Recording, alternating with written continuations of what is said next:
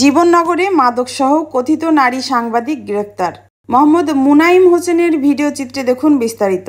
চুয়াডাঙ্গা জেলার জীবননগর উপজেলায় কথিত এক নারী সাংবাদিককে ইয়াবা সেবনের সরঞ্জাম ও ভারতীয় মদের খালি বোতল সহ আটক করেছে জীবননগর থানা পুলিশ। আটককৃত নারীর নাম টুনি। তিনি গড়ইটুপি এলাকার বাসিন্দা হলেও বর্তমানে জীবননগর শহরের ৬ নম্বর ওয়ার্ডটি টিএনটি পাড়ায় একটি ভাড়া বাসায় বসবাস করছেন।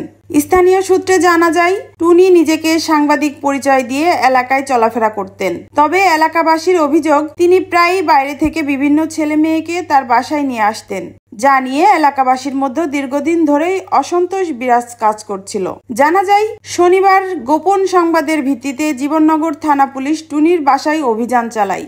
এ সময় তার রুম থেকে ইয়াবা সেবনের সরঞ্জাম এবং কন্ডম ও ভারতীয় মদের খালি বোতল উদ্ধার করা হয়। পুলিশ তার রুম থেকে পাওয়া ভারতীয় মদের খালি বোতল, ইয়াবা সেবনের সরঞ্জাম ও অন্যান্য আলামত জব্দ করেছে। প্রাথমিক জিজ্ঞাসাবাদে তিনি মাদক সেবনের কথা স্বীকার করেছেন।